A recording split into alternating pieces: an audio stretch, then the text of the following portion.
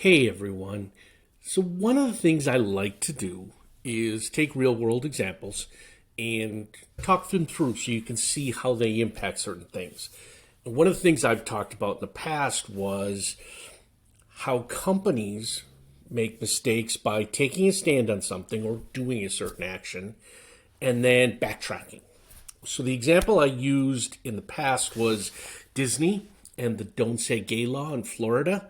If you recall that instance, they took a position of basically saying nothing. Then the employees got mad at them, and then they reversed it, and then the state got mad at them. And if you're following the news, it's still a battle going on.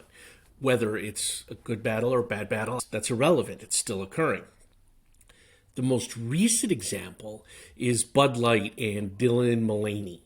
I don't know Dylan Mullaney, but from what I understand, they had created a campaign about the trans activism, and that got a lot of backlash. Conservative media, and they were getting boycotts and threats and loud complaints, and then they backed off.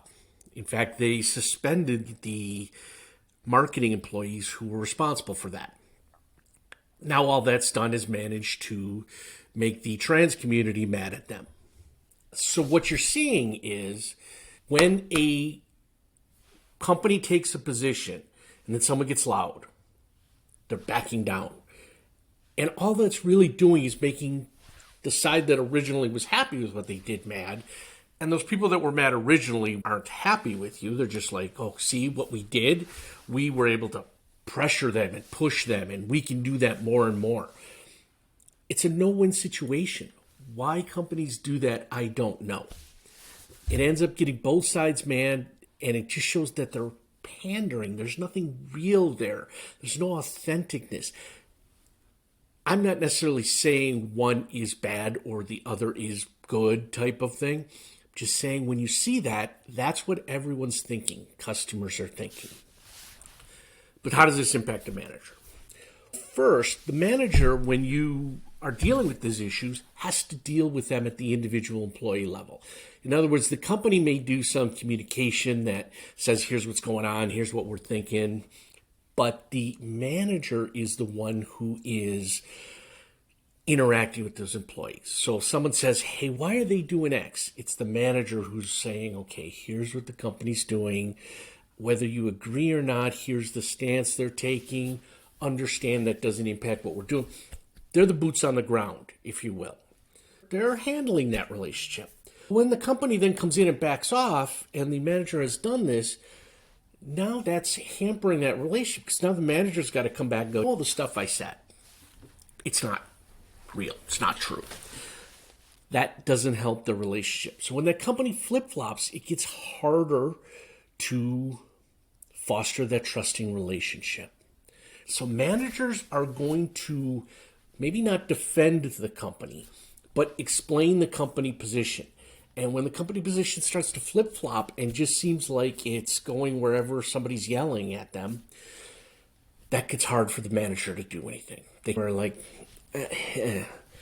Second, managers should learn that they're in this situation just not at that high a level.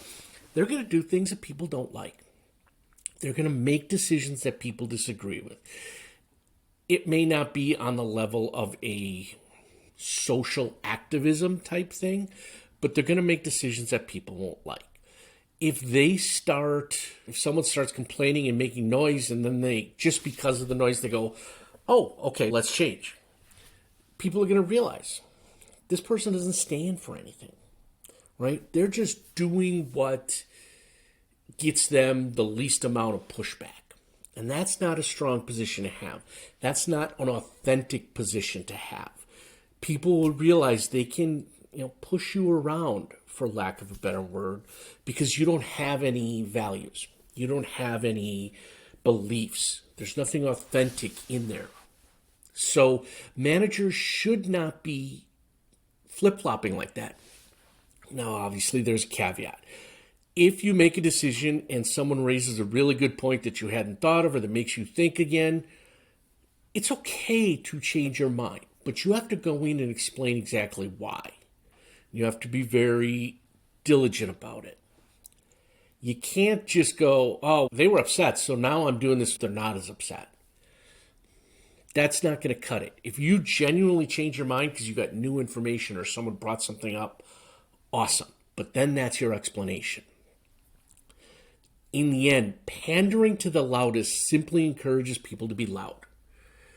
You have to do things and make decisions based on your authenticity, your reality, your beliefs. If you don't, it's not that you're going to make everyone happy. You can't straddle that middle ground. You're going to make both sides mad.